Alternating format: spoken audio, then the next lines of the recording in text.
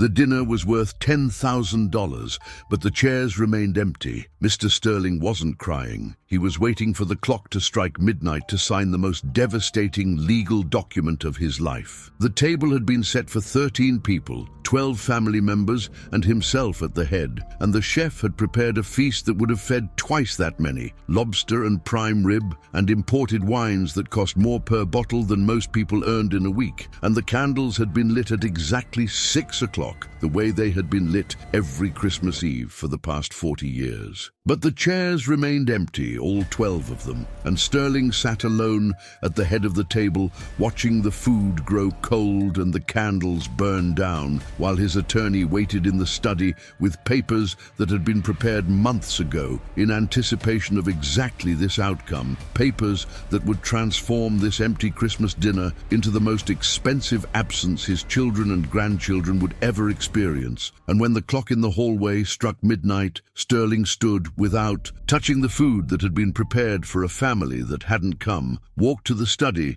where his attorney was waiting, and signed his name to a document that would ensure that this Christmas Eve, this final test of whether blood meant anything beyond genetics and legal obligation, would be remembered long after he was gone, as the night when silence became the most damning evidence anyone could provide of who they actually were, when love required nothing more than showing up. Before we continue, hit that like button and subscribe, and tell me in the comments, have you ever been abandoned by family during the holidays? Because this story is about what happens when a billionaire decides that absence has consequences. Keep watching. Jonathan Sterling had been preparing for this Christmas dinner for 6 months, not because the meal itself required that much planning, but because getting 12 family members to commit to attending a single event had become increasingly difficult over the years. And this year, he had decided to make the invitation impossible to refuse by announcing in September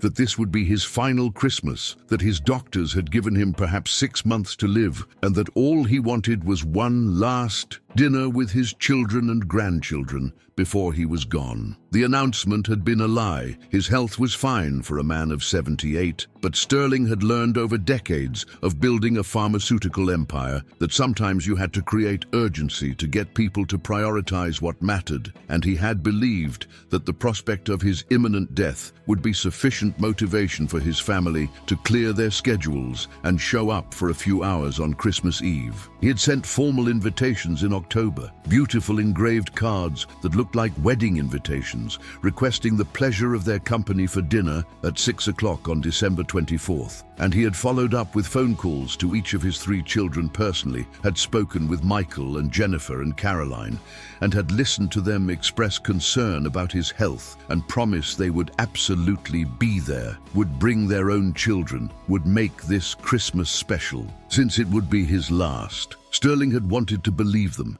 had tried to take their promises at face value, but he had also been a businessman long enough to know that words were easy and follow-through was where character revealed itself. So he had asked his attorney Thomas Wright to prepare 2 versions of his will, one that divided his estate equally among his children and grandchildren, and one that did something very different. The Christmas Eve dinner had been planned with meticulous care, Sterling hiring the best chef he could find and instructing him to prepare a meal that would be worth remembering, that would represent the kind of abundance and celebration that Sterling had wanted to share with his family for years, but that his children had always been too busy to accept. The dining room table had been extended to its full length to accommodate 13 people, Sterling at the head, and 12 chairs arranged 6 on each side, and each place setting had been marked with a small card bearing the name of the family member who was supposed to sit there: Michael and his wife Susan and their 3 children on one side, Jennifer and her husband Robert and their 2 children on the other side, and Caroline, who was divorced with 2 teenage daughters, at the far end near her siblings. Sterling had told his staff to prepare the house as if royalty were coming, had instructed them to polish silver and press linens and arrange flowers in every room, and he had personally selected wines from his cellar that he had been saving for special occasions, bottles that had been aging for decades and that he had always planned to open when the family gathered for something worth celebrating. He had imagined this dinner for months, had pictured his children and grandchildren grandchildren seated around the table, had envisioned conversations and laughter and the kind of connection that wealth was supposed to facilitate, but that somehow his family had never managed to achieve despite having every material advantage. But as 6 o'clock approached and the food was ready and the candles were lit and the table looked like something from a magazine spread about perfect family holidays, Sterling's phone had started receiving texts, first from Michael saying that he and Susan were stuck in traffic from the airport and would be a little late, then from Jennifer saying that Robert was dealing with a work emergency and they might need to push dinner back an hour, and finally from Caroline saying that her daughters were both sick with flu and that she was so sorry, but they wouldn't be able to make it at all. Sterling had read these messages standing in his formal living room, wearing the suit he had bought specifically for this dinner, and he had felt something harden in his chest that wasn't quite anger and wasn't quite grief, but was something colder and more final. He had instructed his chef to hold the dinner, had told his staff that the family was running late but would be arriving soon, and he had sat in his study watching the clock and waiting for headlights in the driveway that never came. And at 7:30, Michael had texted again saying that the traffic was worse than expected and that maybe they should reschedule for another day when everyone could actually make it. And Jennifer had called to say that Robert's emergency was going to take all night and that she was really sorry, but Christmas Eve just wasn't going to work out. And Caroline had sent a message saying that even if her daughters recovered quickly, she didn't think they should risk exposing everyone else to flu and that perhaps they could do a New Year's dinner instead. Sterling had responded to none of these messages, had simply sat in his study thinking about the 40 years of Christmas dinners he had hosted, about how attendance had declined gradually over time, about how his children had always had reasons why they couldn't stay long or couldn't come at all, about how the promises they made when he gave them money or helped them with their careers were somehow never quite binding enough to ensure they showed up when he asked for nothing except their presence. He thought about Michael, who ran a successful medical practice that Sterling had funded through medical school, about Jennifer, who lived in a house Sterling had bought for her as a wedding present, about Caroline, whose divorce settlement had been supplemented by a substantial gift from her father to ensure she and her daughters would be comfortable, and he thought about how none of this generosity had apparently been sufficient to motivate them to spend a few hours with him on Christmas Eve. At 8 o'clock, Sterling had walked to the dining room and had looked at the table that had been set for 13, at the place cards bearing names of people who hadn't cared enough to come, at the food that was beginning to congeal and the candles that had burned down by a third. And he had made a decision about what this empty table meant and what he was going to do about it. He had called Thomas Wright and had told him to bring the alternate version of the will, the one they had prepared as a contingency, and Wright had arrived within 30 minutes carrying a leather portfolio and wearing an expression that suggested he understood exactly what was about to happen. They had sat together in Sterling's study, the attorney explaining one final time what the revised will would do, what consequences it would have for Sterling's children and grandchildren, and asking whether Sterling was certain he wanted to proceed with this rather than giving his family another chance to explain their absence or to make amends. Sterling had looked at his attorney and had said that 40 years of chances was sufficient, that he had spent decades hoping his children would prioritize relationship over convenience and had received overwhelming evidence that they would not, and that this Christmas Eve dinner with its 12 empty chairs was not an aberration, but rather the culmination of a pattern that had been clear for years to anyone willing to see it. Wright had laid out the documents on Sterling's desk, had reviewed each clause and each provision, and Sterling had read through the will carefully, even though he had already reviewed it multiple times in previous months. And what he read was a legal document that transformed absence into consequence, that took the empty chairs around his Christmas table and gave them permanent financial meaning. The will stipulated that Sterling's estate, valued at approximately $250 million,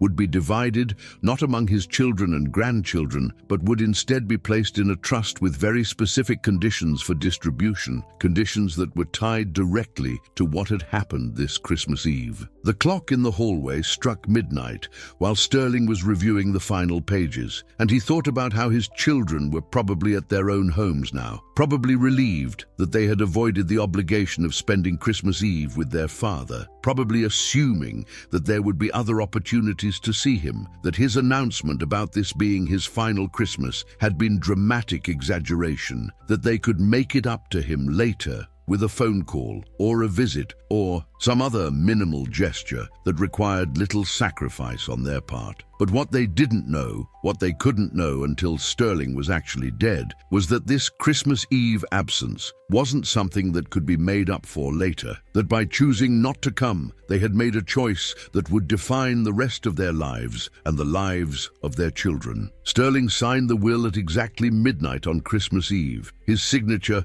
transforming the empty chairs from a personal disappointment into a legal fact that would govern the distribution of his wealth. And after Wright witnessed the signature and gathered the documents back into his portfolio, Sterling walked back to the dining room one final time and looked at the table that had cost $10,000 to prepare and that no one except himself had seen. He stood at the head of the table where he had planned to sit, surrounded by family, and he looked at each empty chair in turn, at Michael's place and Jennifer's place and Caroline's place and all the spots where grandchildren should have been sitting, and he said aloud to the empty room that love should not have to be purchased, but that apparently with this family it did, and that if his children valued his money more than his company, then he would ensure they understood exactly how expensive their absence had been. Before the story continues, share in the comments which country you are watching from, because every journey told here begins with someone just like you. And if stories like this speak to you, make sure to subscribe, because each week a new truth rises to the surface, and I want you here for every revelation. Sterling had not always been alone on Christmas, had not started his adult life as someone who measured love by attendance at holiday dinners, and there had been years when the house had been genuinely full, when his children were young and his wife Margaret was alive, and Christmas Eve had meant something beyond the transactional relationship it had become. He remembered those early years with a clarity that made the current emptiness more painful, remembered Michael and Jennifer and Caroline as children running through these same rooms on Christmas morning, remembered Margaret orchestrating celebrations that involved extended family and neighbors, and the kind of abundant joy that came from having people who actually wanted to be together rather than people who showed up out of obligation or guilt. Margaret had died 12 years ago, cancer that moved quickly despite the best medical care money could buy, and Sterling had discovered in the year following her death that the family gatherings he had assumed were held together by tradition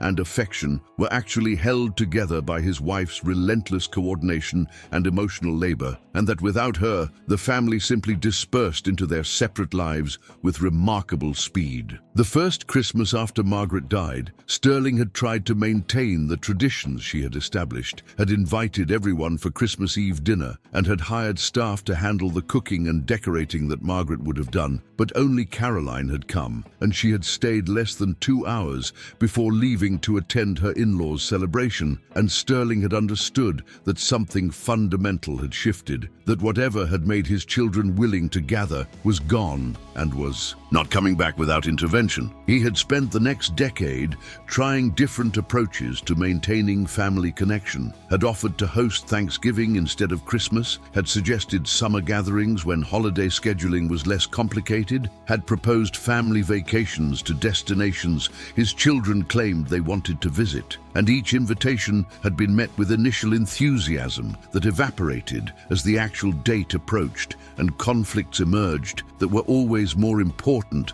than spending time with their father. He thought about calling his children, about giving them an opportunity to explain or apologize, but he realized that any explanation they offered would be insufficient, and any apology would be motivated by guilt rather than genuine regret, and that hearing their excuses would only make him angrier about choices that were already made and couldn't be unmade. Instead, he called Thomas Wright and asked him to begin the process of restructuring his estate according to the will they had signed at midnight, and Wright had explained that certain elements of the new will couldn't be implemented until Sterling's actual death, but that other arrangements could begin immediately. And over the following weeks, Sterling worked with his attorney to ensure that when he did eventually die, everything would proceed exactly according to the plan they had established. The will they had created was elegant in its simplicity and devastating in its implications, and Sterling took a grim satisfaction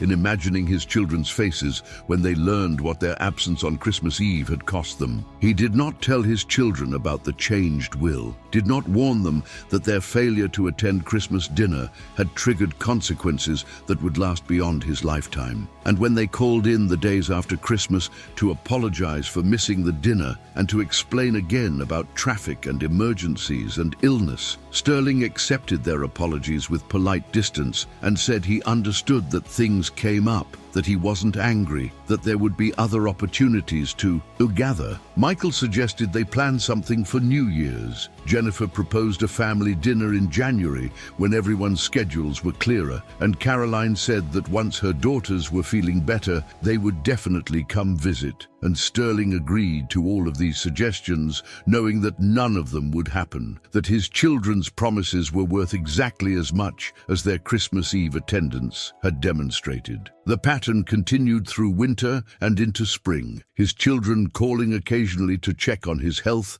and expressing surprise that he was still alive given his announcement about having 6 months to live, and Sterling explained that the doctors had been overly pessimistic, that he was responding better to treatment than expected, that it looked like he might have more time than originally predicted. His children seemed relieved by this news. In the abstract way, people were relieved when catastrophe was delayed, but none of them used the gift of his extended life to actually spend time with him. None of them suggested the family gatherings they had promised, and Sterling watched the months pass with a kind of detached observation, noting each missed opportunity and each broken promise as evidence that he had made the right decision on Christmas Eve. He thought about his grandchildren particularly, about Michael's 3 kids and Jennifer's 2, and Caroline's daughters, about how they were growing up barely knowing their grandfather, and he felt conflicted about whether they should be punished for their parents' failures or whether the will he had created was too harsh in its treatment of people who were children and had no agency in whether they visited him. But he also thought about how none of his children had made any effort to facilitate relationships between him and his grandchildren, how they could have brought the kids to visit even for brief periods, how they could have used technology to maintain connection if geography and scheduling made in-person visits impossible, and their failure to do even these minimal things suggested that they were raising children who would continue the pattern of valuing money over relationship that had defined the current generation. Sterling spent his days managing his investments and his health and the various projects that occupied wealthy men in their late 70s, and he spent his evenings alone in the house that felt larger and emptier with each passing month. And he occasionally wondered whether he should reverse the will, whether he should give his children another chance to prove they cared about something beyond inheritance. But then he would think about the 12 empty chairs and the $10,000 dinner that no one had come to eat, and the specific choices his children had made when faced with a clear request from their dying father, and he would feel his resolve harden, would remind himself that this wasn't about punishment, but about honesty, about creating legal structures that reflected the actual relationship rather than the pretend relationship his children maintained through occasional phone calls and birthday cards. Thomas Wright visited Sterling regularly during this period, ostensibly to review estate planning, but actually to check on his client's emotional state and to ensure that the will remained something Sterling genuinely wanted, rather than a decision made in temporary anger that he might later regret. Wright would ask whether Sterling had considered modifying the terms, whether he wanted to add provisions that would allow his children to qualify for inheritance through actions taken after his death, whether there was any room for reconciliation that could be built into the legal structure. And Sterling would say no, would explain that the will was designed to reflect truth, that his children had demonstrated through years of behavior what they valued and who they were, and that giving them opportunities to perform love after his death would be meaningless compared to their refusal to show up when he was alive and explicitly asking for their presence. The will that Sterling and Wright had created stipulated that his estate would be placed in a trust administered by Wright and 2 other trustees, and that distribution from the trust would be governed by a single criterion, which was attendance at family dinners during the last 5 years of Sterling's life. The provision was specific and measurable, stating that each child and grandchild's portion of the inheritance would be calculated based on the percentage of family dinners they had attended when invited, with Christmas Eve dinners weighted more heavily than other gatherings, and that the 12 empty chairs on what Sterling had announced would be his final Christmas Eve dinner would count as permanent absences that could not be compensated for through future attendance. The mathematical elegance of this arrangement pleased Sterling, the way it converted subjective feelings about love and loyalty into objective data about presence and absence. And he appreciated that his children would not be able to argue about whether the will was fair,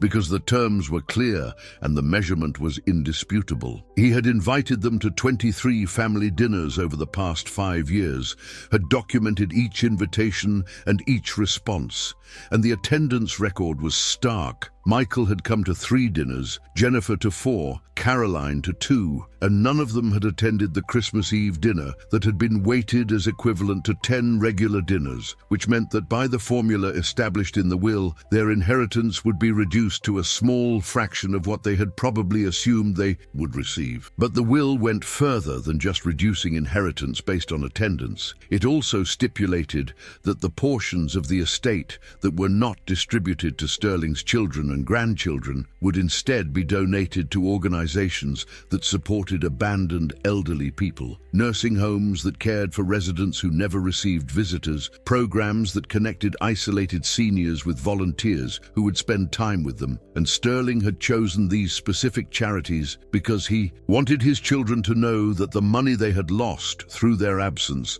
was going to help people who understood the pain of being forgotten by family, that their inheritance was literally being transferred to strangers who needed connection more than his children had apparently valued relationship with their father. Wright had warned Sterling that this kind of will would likely be challenged in court, that his children would argue it was written under duress, or that it reflected diminished capacity, or that it was unconscionably punitive. And Sterling had responded that he had anticipated these challenges and had taken steps to ensure the will would survive legal scrutiny. He had undergone comprehensive psychological evaluation to document his mental competence, had created a video recording explaining his reasoning, had maintained detailed records of every invitation and every excuse, and he had structured the will to include generous distributions to people and organizations outside his family, to demonstrate that he was capable of normal generosity and that the reduced inheritance for his children was specific choice rather than general misanthropy. The irony that Sterling appreciated most was that his children would not know about any of this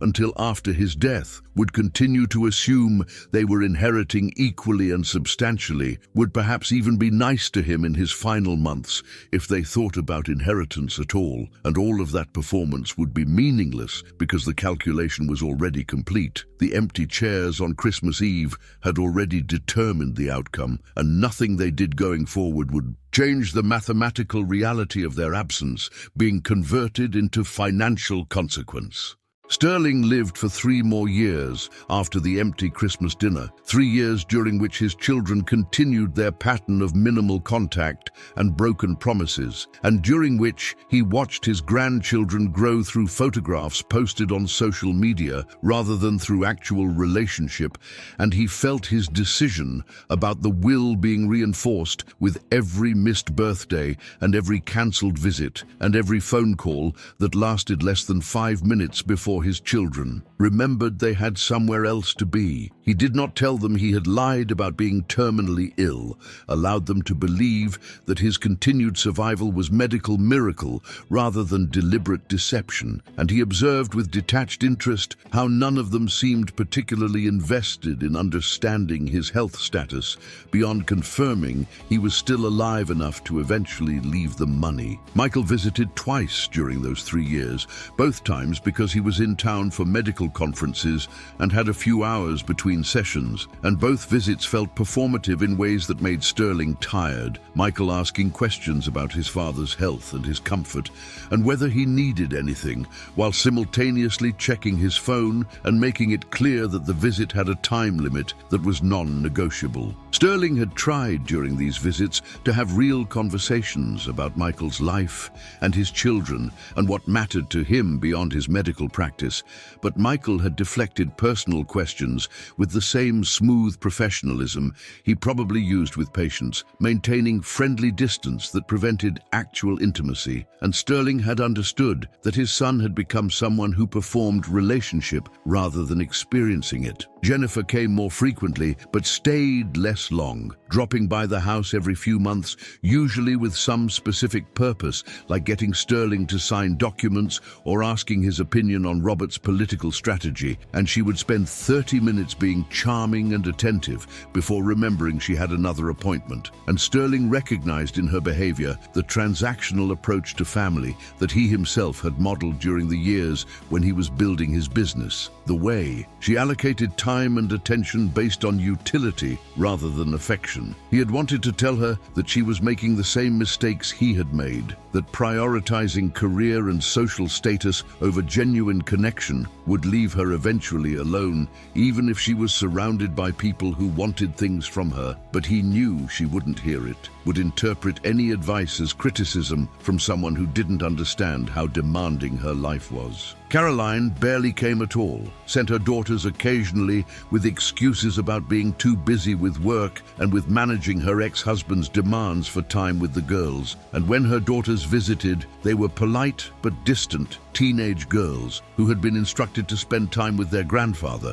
but who clearly would rather be anywhere else, and Sterling would sit with them, trying to find common ground and feeling the chasm between their lives and his, understanding that to them he was a stranger who happened to share DNA, someone they saw rarely enough that each visit required re-establishing basic familiarity. He had tried to connect with them through gifts and through interest in their activities, but you couldn't build relationship on quarterly visits and expensive presents, and after a while Sterling stopped trying so hard and just accepted that these girls would remember him, if at all, as someone vaguely related to them who lived in a big house and who left them money when he died. The holiday patterns continued, Sterling hosting Thanksgiving and Christmas Eve dinners each year and sending invitations and receiving familiar excuses, and he documented everything meticulously, kept records of every invitation sent and every response received, marked attendance in a ledger that would eventually become evidence in the legal proceedings he knew would follow his death. The second Christmas after the empty dinner, Michael and his family came,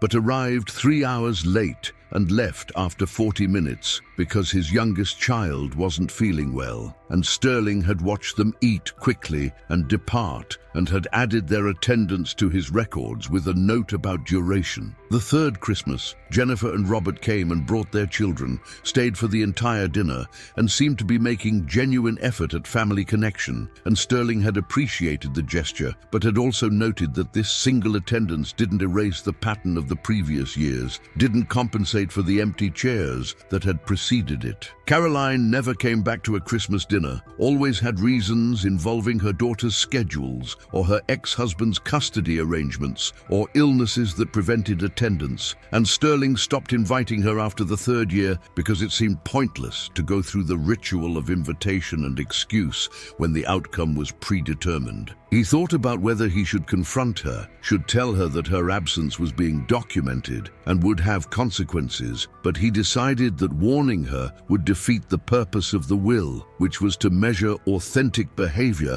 rather than performance, motivated by knowledge of being tested. And so he said nothing and watched his youngest daughter choose everything except him year after year. During this period, Sterling developed a friendship with his estate attorney Thomas Wright that went beyond their professional relationship, Wright becoming one of the few people Sterling spoke with regularly about anything substantive, and their conversations often turned to questions about family and obligation and what parents could reasonably expect from adult children. Wright had his own complicated relationship with his grown son, understood the pain of being low priority in your child's life, and he told Sterling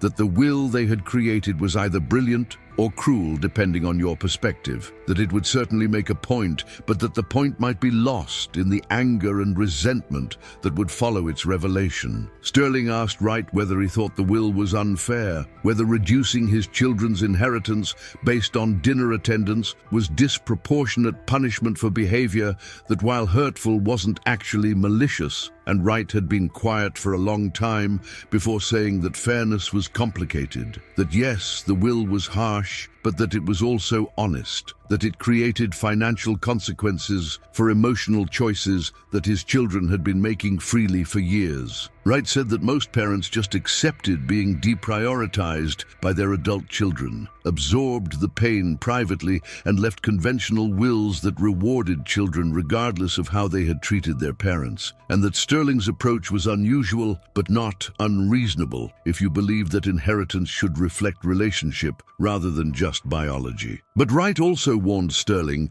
that the will would destroy whatever remained of his relationships with his children, that once they learned what their absences had cost them, they would hate him, would spend years, if not the rest of their lives, feeling betrayed and angry, and that he needed to be certain he was willing to trade whatever possibility of reconciliation existed for the satisfaction of teaching them this particular lesson. Sterling had thought about this warning seriously, had considered whether he cared more about his children eventually understanding the pain they had caused, or about maintaining the fiction of family connection that currently existed, and he had concluded that the fiction wasn't worth preserving, that if the only relationship available to him was one where his children performed minimal contact while waiting for him to die and leave them money, then destroying that relationship in favor of honesty was preferable, even if honesty meant permanent estrangement. The final year of Sterling's life was marked by increasing health problems that were actual rather than invented, his heart beginning to fail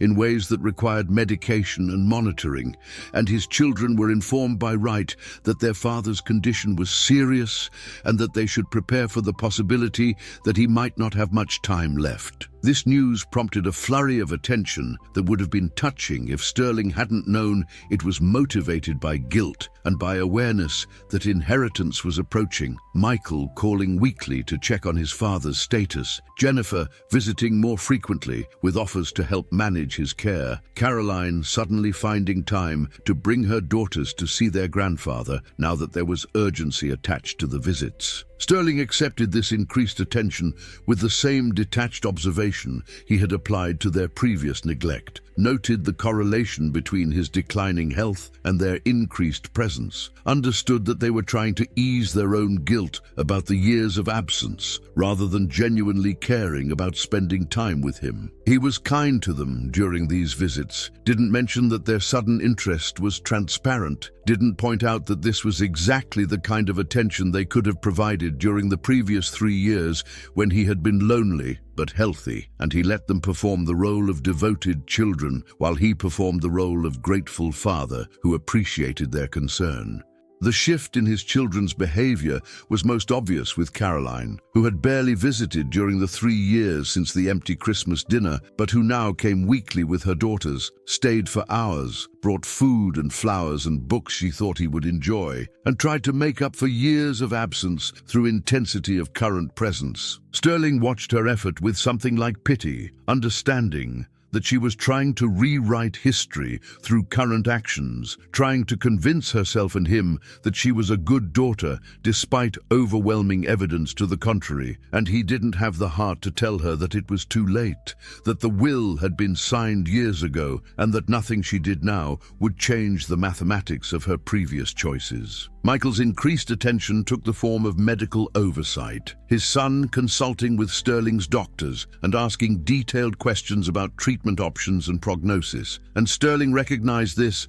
as Michael's way of being useful, of contributing something professional and measurable rather than offering emotional support that would require vulnerability. Jennifer's attention manifested as planning. She created schedules for Sterling's care and organized his medications and researched facilities in case he needed more intensive support. And Sterling appreciated the competence she brought to these tasks, while also noting that efficiency was easier than intimacy, that she was comfortable managing his decline, but less comfortable simply sitting with him. During these final months, Sterling thought often about whether he should tell his children about the will, should give them an opportunity to understand why it existed and what it was designed to accomplish. But he always came back to the conclusion that explaining would diminish the impact, that the lesson he was trying to teach required them to confront their choices without the defense of saying they would have behaved differently if they had known there would be consequences. He wanted them to understand that the way they had treated him was wrong, independent of inheritance, that love and respect and basic human decency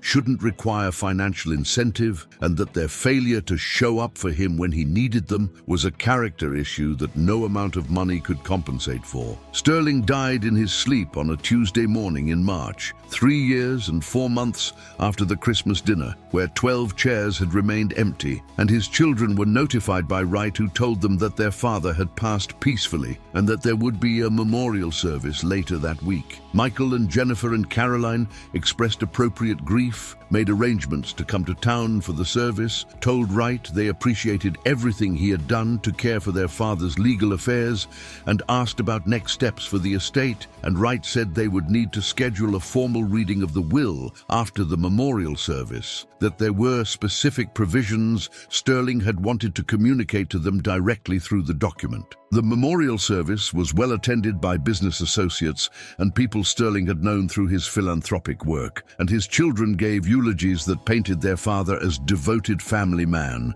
who had loved them deeply and who they would miss terribly. And Sterling's few close friends, who knew the actual state of his relationships with his children, sat in the audience listening to this revisionist history and wondering whether Michael and Jennifer and Caroline actually believed what they were saying, or whether they were performing grief they thought they should feel but didn't actually experience. Wright sat in the back of the chapel taking notes on who attended and how long they stayed, observing Sterling's family with the clinical attention he brought to all his work, and thinking about the conversation that would happen when these people who thought they were beloved children learned what their father had actually thought about their behavior. The will reading was scheduled for 2 days after the memorial service, held in Wright's conference room, with Michael and Jennifer and Caroline present, along with their spouses and Sterling's 8 grandchildren who were old enough to attend, and Wright could see them all calculating inheritance in their minds,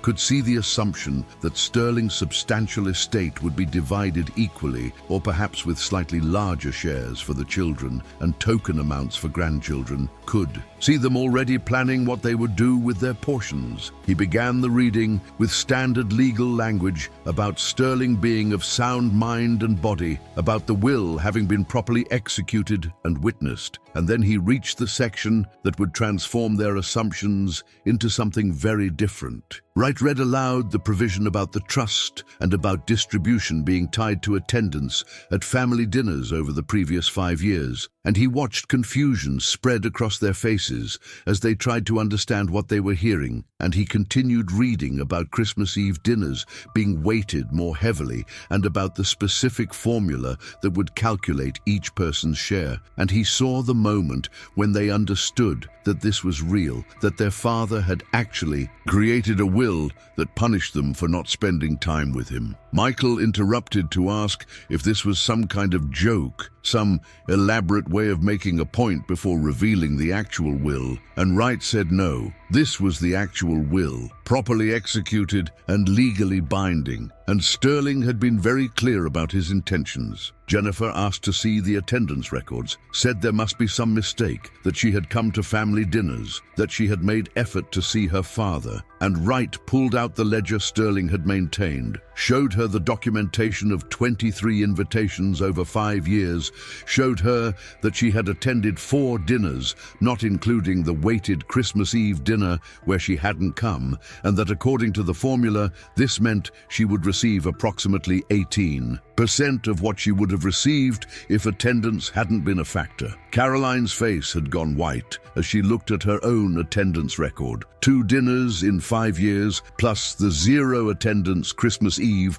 that counted as 10 missed opportunities. And Wright calculated for her that her portion would be approximately 7% of equal distribution. Michael was the first to become angry rather than shocked, demanded to know how this could possibly be legal, whether their father had been mentally competent when he signed this will, whether there was any basis for challenging what was clearly a document created by someone who was vindictive and possibly unwell. Wright had anticipated these questions, pulled out the psychological evaluations Sterling had undergone, showed them the video Sterling had recorded explaining his reasoning, provided documentation that the will had been reviewed by multiple attorneys and had been structured specifically to withstand the kind of challenges Michael was already threatening to bring. The conference room erupted in arguments. Michael and Jennifer and Caroline all talking at once about how unfair this was, how their father had never told them that attendance at dinners would affect inheritance, how they had all been busy with their own lives and families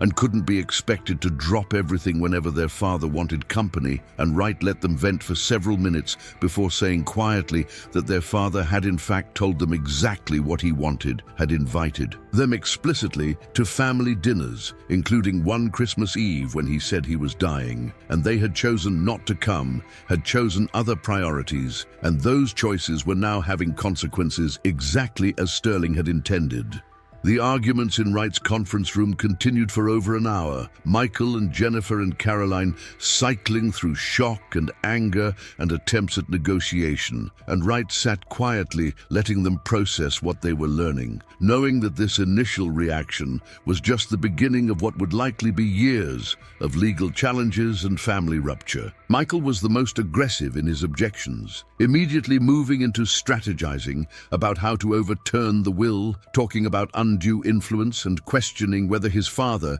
had been manipulated by Wright into creating this punitive document, and Wright responded with patience that he had anticipated these accusations, that Sterling had actually been the one to propose the attendance-based distribution, and that Wright had initially argued against it before eventually agreeing that it was Sterling's right to dispose of his estate however he chose. Jennifer took a different approach, trying to understand the specific calculations, asking Wright to explain exactly how the formula worked and whether there was any flexibility in its application, and Wright walked her through the mathematics, showing that each dinner invitation had been assigned a point value, regular dinners worth 1 point and holiday dinners worth more, with the Christmas Eve dinner that Sterling had announced would be his last, carrying a weight of 10 points, and that each Person's inheritance was calculated as their earned points divided by total possible points, and that this formula was clear and inflexible and had been designed specifically to eliminate subjective judgment about extenuating circumstances. Caroline was the quietest of the three, sitting with her daughters,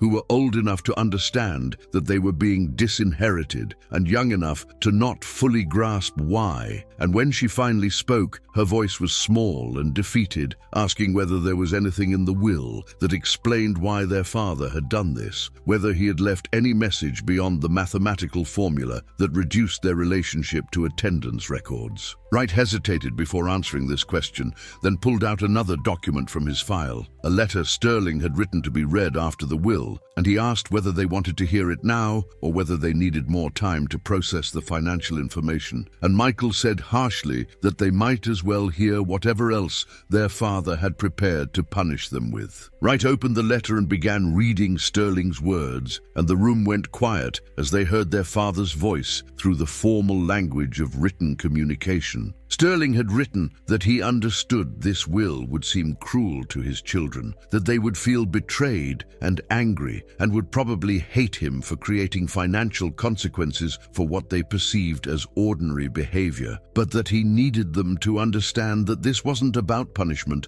but about truth, about creating a legal document that reflected the actual relationship rather than the pretend relationship they all maintained through occasional phone calls and birthday cards. He wrote that he had spent 40 years watching his children prioritize everything except him, had made peace with being low on their list of concerns, but that the Christmas Eve dinner had been his final test of whether they cared about him at all as a person rather than as a source of money, and that their collective absence had answered that question definitively. The letter explained that Sterling had announced he was dying specifically to make the invitation impossible to refuse, had given them 6 months' notice, had removed every excuse, and still they had chosen not to come, had found reasons why his final Christmas dinner was less important than traffic and work emergencies and illnesses that may or may not have been real. He wrote that he had sat alone at a table set for 13, had watched $10,000 worth of food grow cold, had counted 12 empty chairs,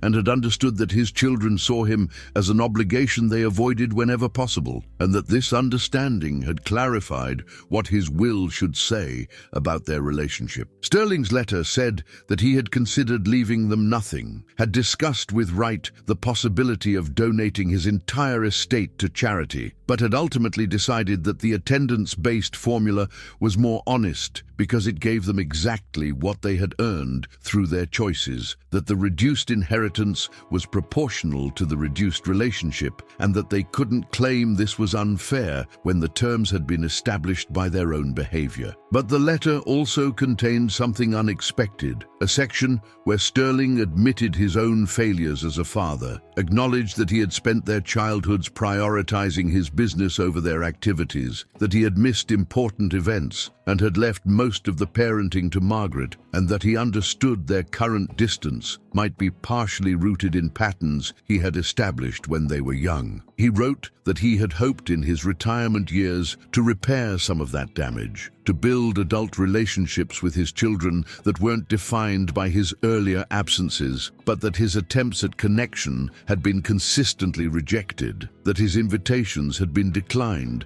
that his desire for their company had been treated as burden rather than opportunity, and that at some point he had to accept that they simply didn't want a relationship with him beyond what was required to maintain access to his wealth. Sterling's letter ended with a paragraph that made Caroline start crying and made Michael's face go red with suppressed emotion, words that explained why the Christmas Eve dinner had been weighted so heavily in the formula, why that single absence counted for so much. Sterling wrote that Christmas Eve had been the anniversary of the night Margaret died, that she had passed away on December 24th, 12 years ago, and that every Christmas since then he had tried to gather his family on that date to remember her and to be together as she would have wanted them to be, but that his children had apparently never connected the date of the dinner invitation with the date of their mother's death, had never asked why he wanted specifically Christmas Eve, rather than Christmas Day, had never considered that there might be emotional significance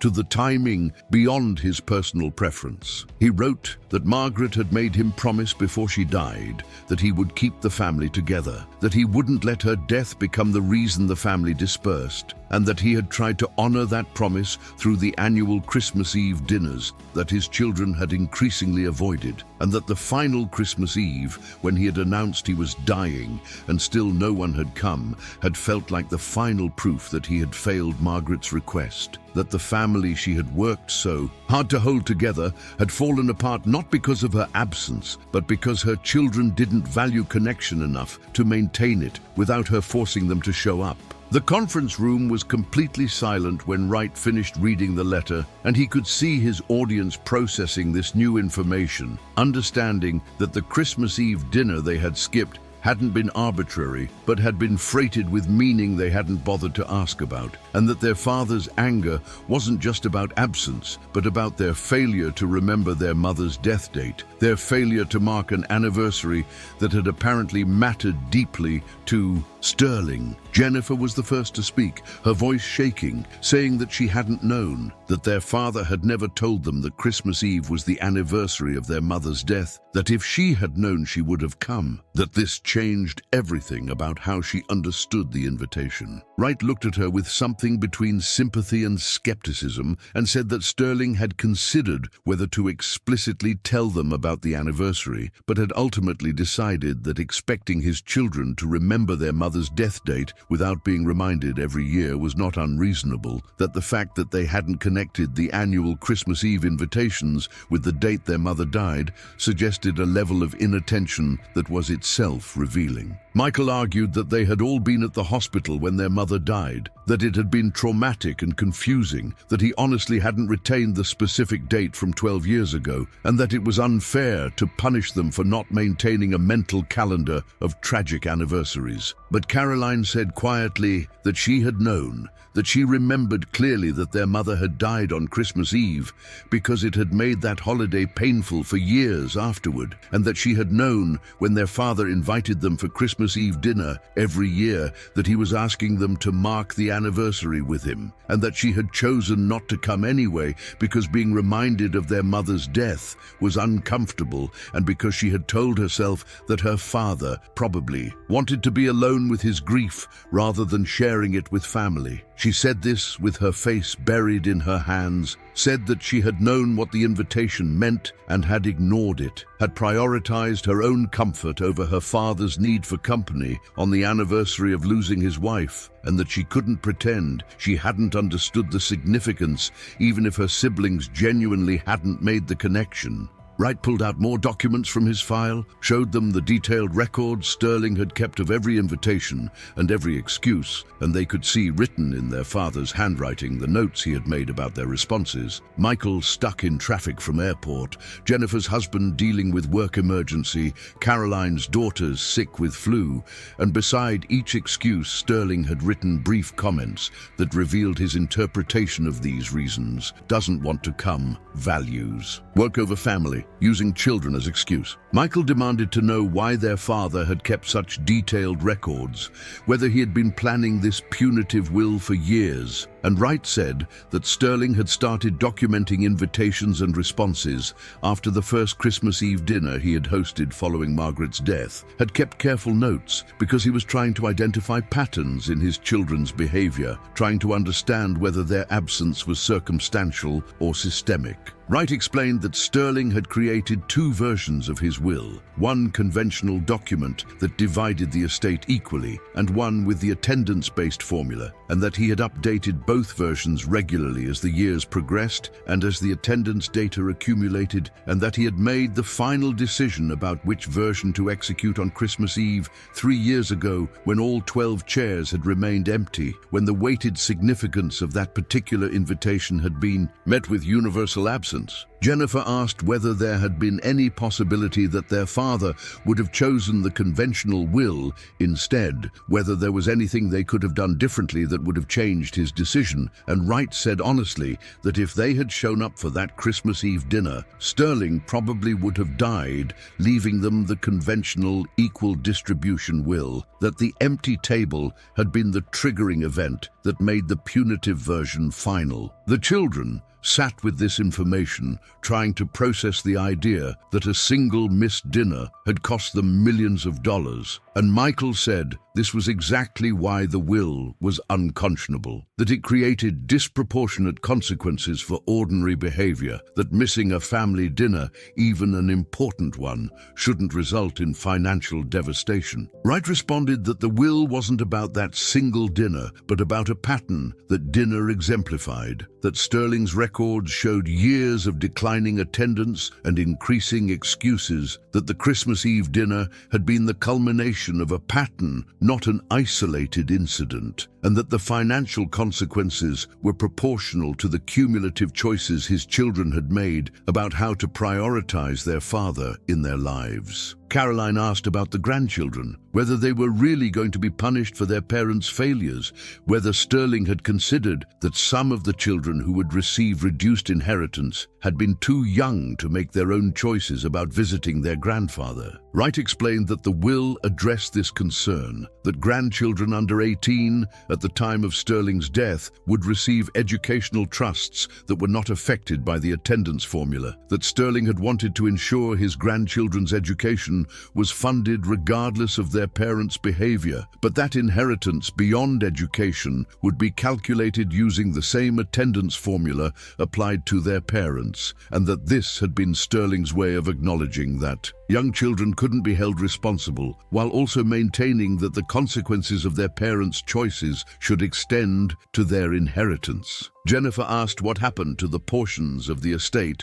that weren't being distributed to Sterling's children and grandchildren, where the 70 or 80% that they were losing was actually going. And Wright explained about the charitable provisions, about the organizations that supported abandoned elderly people and isolated seniors, and about Sterling's specification that his children should be informed exactly which causes were receiving the money they had lost through their absences. He showed them the list of charities Sterling had selected, organizations with names like No Senior Left Alone and Forgotten Elders Project and Silver Connections, and the pointed nature of these selections was not lost on anyone in the room. Michael stood abruptly and said that this entire will was clearly the product of a vindictive man who was trying to control his family from beyond the grave, that no reasonable person would structure their estate this way, and that they would be filing challenges immediately on grounds of mental incapacity and undue influence. Wright had expected this response, pulled out yet another folder, and showed them the comprehensive psychological evaluation Sterling had undergone, the multiple doctors who had assessed his competence, the video deposition where Sterling had explained his reasoning in detail, and the opinions from 3 separate attorneys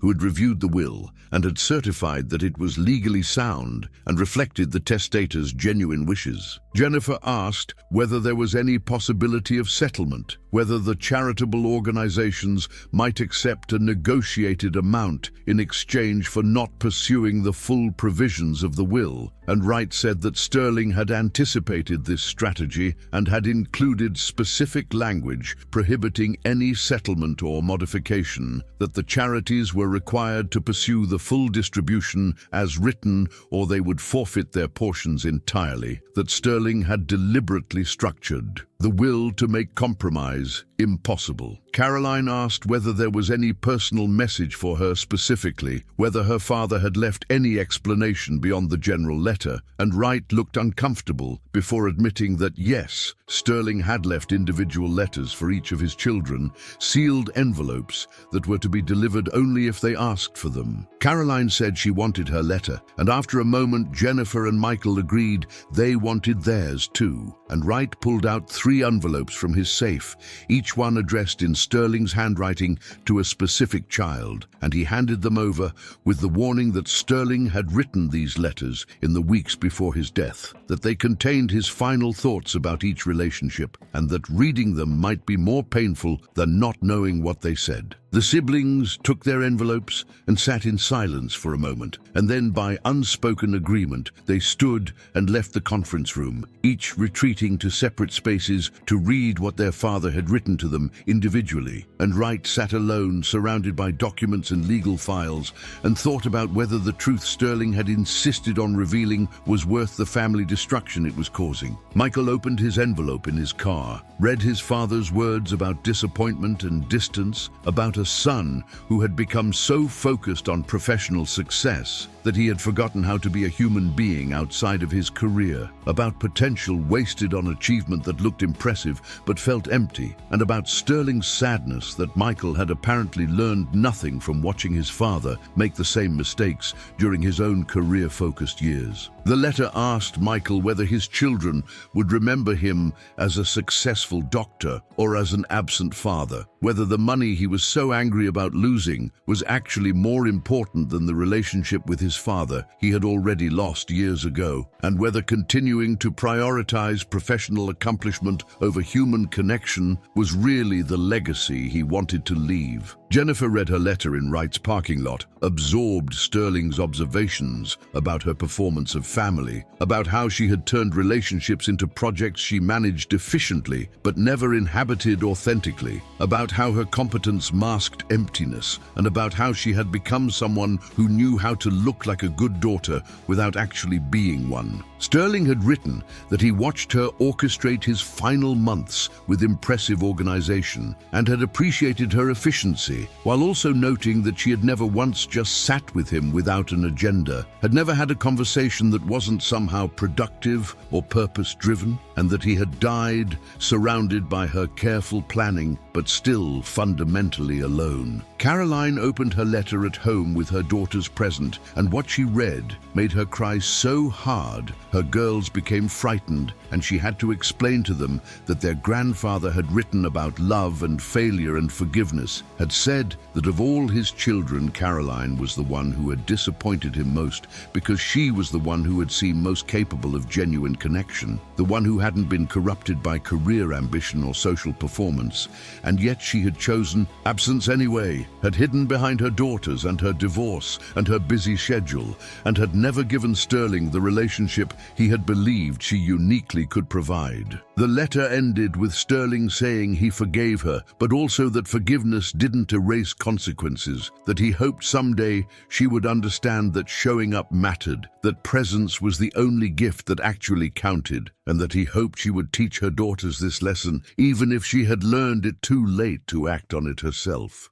The legal challenge to Sterling's will began within a week of the reading, Michael and Jennifer pooling resources to hire attorneys who specialized in contesting estates, and they filed motions arguing that their father had lacked testamentary capacity, that the will was the product of undue influence, that the attendance-based formula was unconscionable and against public policy, and that the charitable distributions were designed solely to punish the natural heirs rather than to serve legitimate philanthropic purposes. Wright had anticipated every argument they raised, had documentation prepared to counter each claim, and the case moved slowly through the court system while Sterling's children burned through legal fees that would eventually exceed what they stood to gain even if they won. Caroline did not join her siblings in the lawsuit, told them she thought fighting their father's will was pointless and disrespectful, that Sterling had been clear about his intentions and had every right to distribute his estate however he chose, and that the attendance formula was harsh but not unfair, given the choices they had all made. Michael and Jennifer were furious with her for this position, accused her of betraying the family by refusing to fight, and Caroline responded that they had already betrayed their father by not showing up when he needed them, that the will was simply making that betrayal visible, and that she wasn't going to compound her failures by spending years arguing that her father didn't have the right to be hurt by their absence. The rift between Caroline and her siblings became permanent. Michael and Jennifer cutting off contact with their sister and telling their children that Caroline had sided against the family. And Caroline accepted this isolation with a kind of exhausted resignation, understanding that she was choosing honesty over alliance, and that her siblings would never forgive her for refusing to participate in their campaign to overturn a will that held them accountable for their own behavior. She used the small inheritance she received from the attendance formula to establish a college fund for her daughters, told them the money came from their grandfather, who had loved them even when their mother had failed to bring them to see him, and she made sure they understood that the reduced amount wasn't because Sterling had valued them less, but because their mother hadn't valued him enough. Wright watched the legal proceedings with professional detachment, appeared in court to defend the will's validity, presented the psychological evaluations and the video depositions and the carefully maintained attendance records, and listened to Michael and Jennifer's attorneys argue that no reasonable person would structure their estate to punish their children for missing family dinners. The judge in the case was a woman in her 60s who had clearly seen her share of family estate disputes, and Wright could tell she was skeptical of his client's arguments about mental incapacity, could see her reviewing the evidence of Sterling's careful planning and detailed documentation and extensive legal consultation, and could sense that she was not particularly sympathetic to adult children who thought they deserved large inheritances, regardless of how they had treated their father. The trial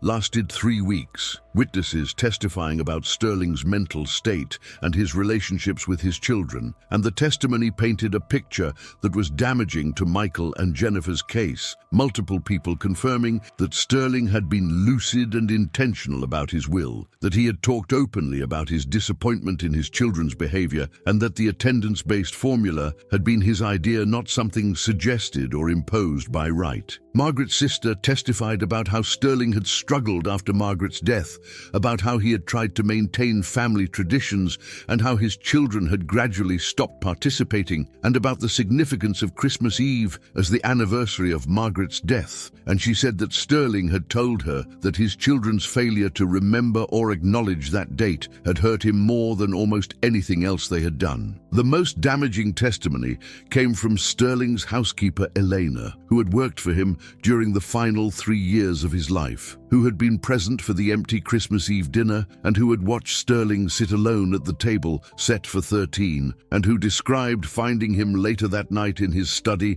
signing documents with tears on his face, and who said that in all the time she worked for him, she had never seen him as devastated as he had been that evening when his entire family had failed to show up for what he had told them would be his last Christmas. Elena's testimony was powerful because it was simple and factual and came from someone who had no stake in the outcome of the case, and Wright could see the judge's expression shift as she listened to this account of Sterling's isolation and his children's indifference. Michael's attorneys tried to argue that Sterling had manipulated his children by lying about being terminally ill, that the false urgency about his imminent death was evidence of mental instability or at minimum of vindictive character that should disqualify the will. But the judge responded that while the deception was unfortunate, it didn't demonstrate incapacity, that competent people were allowed to lie to test their family's priorities, and that if anything,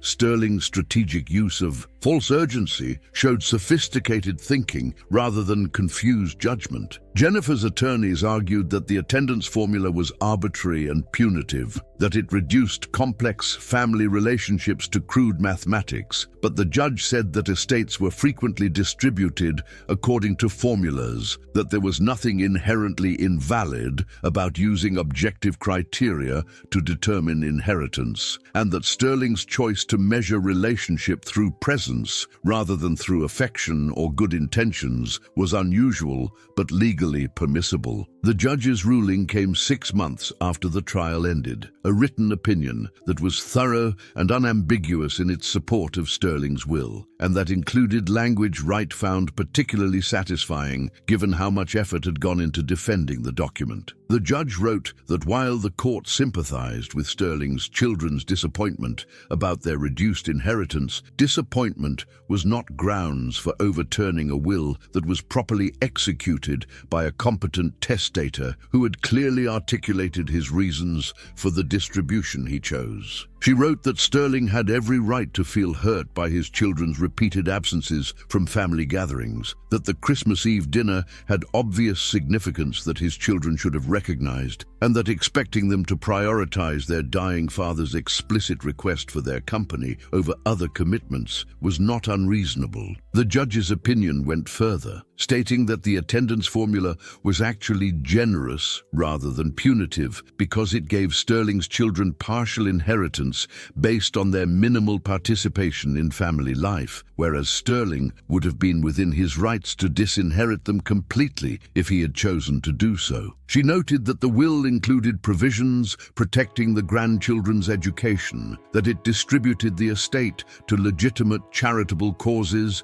rather than to strangers, and that the entire structure demonstrated careful thought and clear values rather than the spite or incompetence Michael and Jennifer's attorneys had alleged. The opinion ended with language that Wright knew would haunt his clients, the judge writing that parents were entitled to expect basic respect and attention from their adult children, that inheritance was privilege not right, and that Sterling's children had no grounds to complain about receiving less than they hoped when they had given less than their father needed. Michael and Jennifer appealed the ruling, spent another year and substantial additional money arguing their case to a higher court, and lost again with an appellate opinion that was even less sympathetic than the trial judge's ruling. The appeals court, noting that the lower court had been generous in its patience with arguments that had no legal merit, and that further appeals would be considered frivolous and potentially subject to sanctions. After the appeals decision, Michael and Jennifer finally stopped fighting, accepted the reduced inheritance the formula provided, and dealt with the reality of receiving approximately 20% and 18% respectively of what they had expected to inherit from their father's substantial estate. The money they lost went to the charities Sterling had designated, organizations that supported isolated elderly people and programs that connected seniors with volunteers. And Wright ensured that Michael and Jennifer received annual reports from these organizations, showing exactly how the funds were being used, showing the number of lonely seniors who were receiving visits and companionship because of donations that had come from the portions of Jonathan Sterling's estate that his children had forfeited through their absence. Wright knew this annual reminder was cruel, knew that Sterling had designed it to be cruel, but he also thought there was something appropriate about making sure Sterling's children understood in concrete terms what their absence had cost, not just themselves,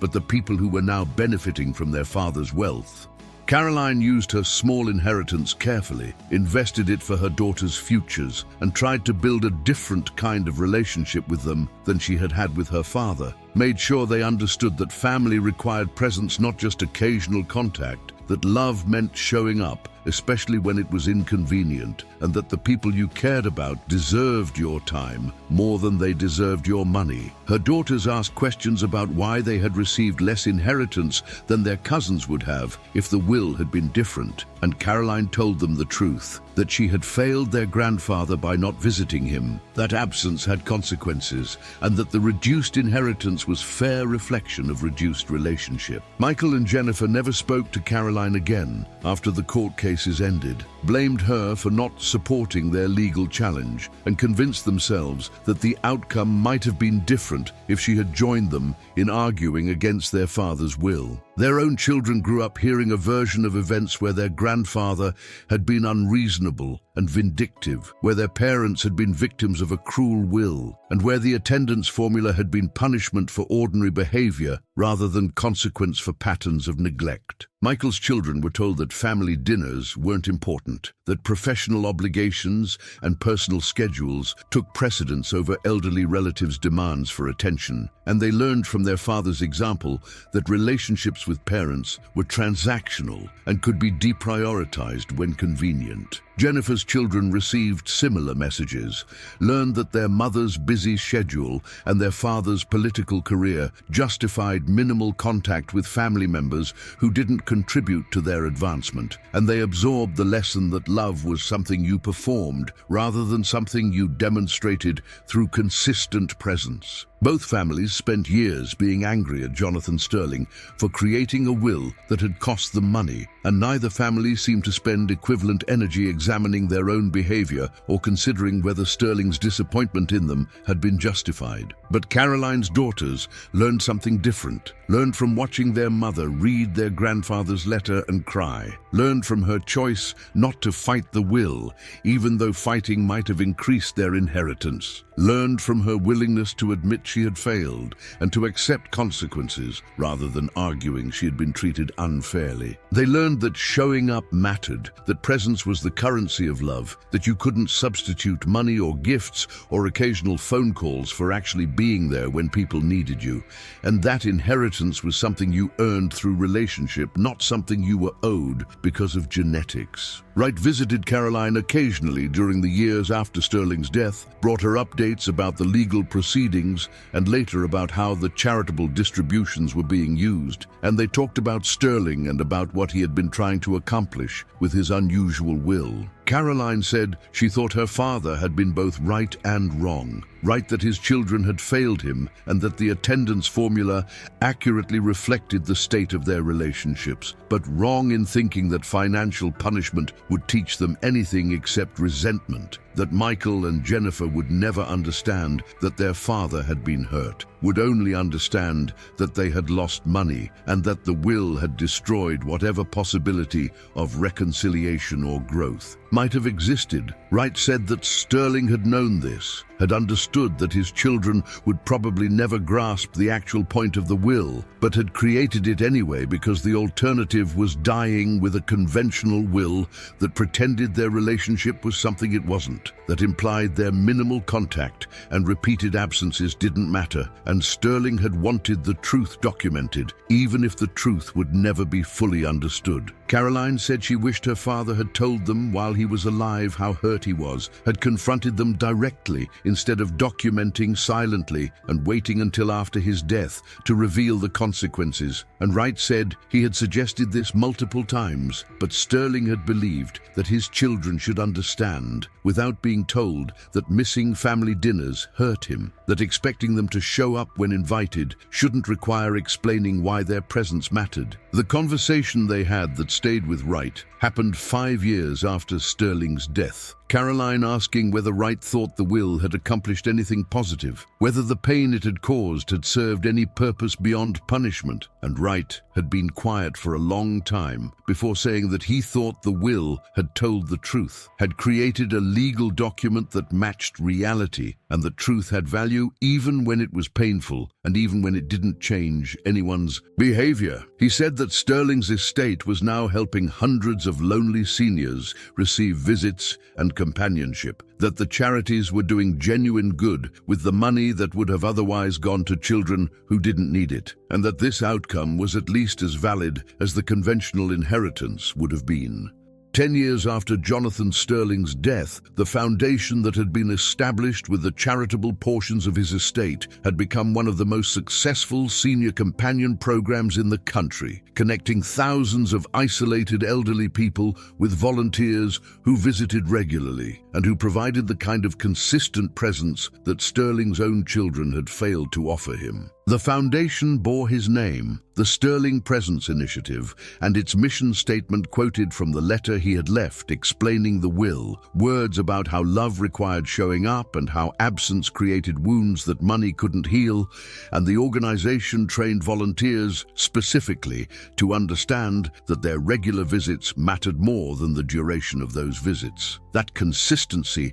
was what isolated seniors needed most. Caroline had become involved with the foundation, volunteering her time to visit elderly people who had no family or whose family rarely came to see them. And she found in this work a kind of penance for her failures with her father, a way to give to strangers what she hadn't managed to give to Sterling. She would sit with people in nursing homes and assisted living facilities, would listen to their stories and look at their photographs and bear witness to lives that were ending in loneliness. And she would think about her father sitting alone at that Christmas Eve table and would understand, with painful clarity, what she had done to him through her years of absence. Her daughters were grown now, both in college, and they volunteered with the foundation too, had been doing so since they were teenagers. And Caroline watched them spend time with elderly strangers and knew that they were learning the lesson their grandfather had tried to teach, were understanding that presence mattered, that showing up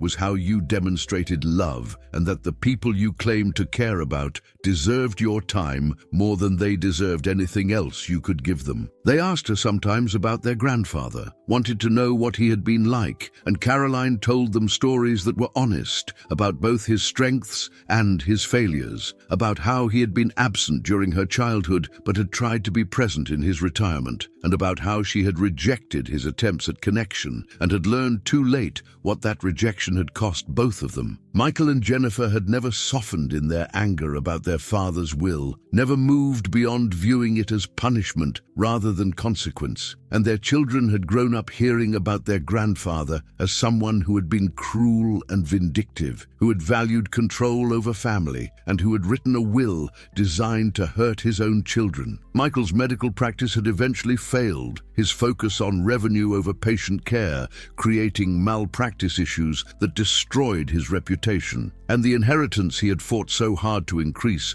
would have helped him survive those professional failures, but wasn't sufficient because of how much he had lost through the attendance formula. Jennifer's husband's political career had stalled, scandals emerging that required expensive legal defense, and the reduced inheritance she had received from her father was consumed quickly by these crises, and she found herself in her late 50s with less financial security than she had expected, and no relationship with the sister who had tried to tell her that money wasn't the point. But the foundation continued growing, expanding its programs to include not just companion visits, but also technology training to help isolated seniors connect with family who lived far away, and transportation services to bring elderly people to family gatherings they couldn't reach on their own, and advocacy for policy changes that would support seniors whose families had abandoned them. The Foundation's annual report included statistics about outcomes, about how regular visits correlated with improved health and reduced depression and longer life expectancy for isolated seniors, and included testimonials from people who said the volunteers had saved their lives by providing the human connection they had been missing. Wright remained involved with the Foundation as a board member, helped ensure that Sterling's vision was being honored, and felt satisfaction that his client's unconventional will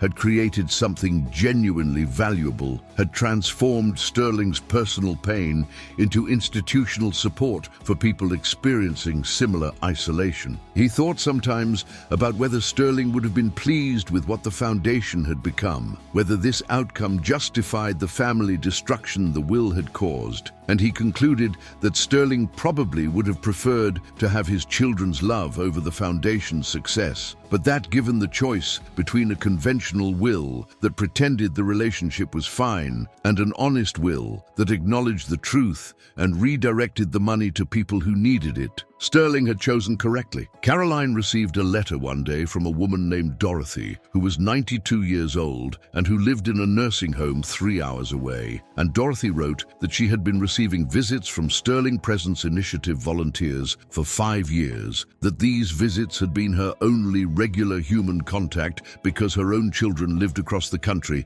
and came to see her perhaps once a year, and that she wanted Caroline to know that her father's gift had given Dorothy reasons to stay alive when she had been ready to die from loneliness. Dorothy wrote that she didn't know what Jonathan Sterling had been like as a person, but that his legacy was keeping her and hundreds of people like her from dying alone and forgotten, and that whatever family conflicts had led to the Foundation's creation, the result was something beautiful and necessary and deeply good. Caroline kept that letter in a frame on her desk, read it when she needed reminding about why the will had existed, and thought about how her father had taken his private grief about being abandoned by his family and had converted it into public good for strangers, had created a structure that would outlive all of them and would continue helping isolated people long after everyone who remembered the Christmas Eve dinner with 12 empty chairs was gone. She wished she could tell her father that she finally understood, that she saw now what he had been trying to teach them, that presence was the only thing that actually mattered in the end. But he was 10 years dead, and that conversation would never happen. Her daughters asked her once what she would do differently if she could go back, whether she would attend the family dinners she had skipped, whether she would show up for the grandfather they had barely known. And Caroline said without hesitation that she would go to every single dinner, would clear her schedule for every invitation, would make her father a priority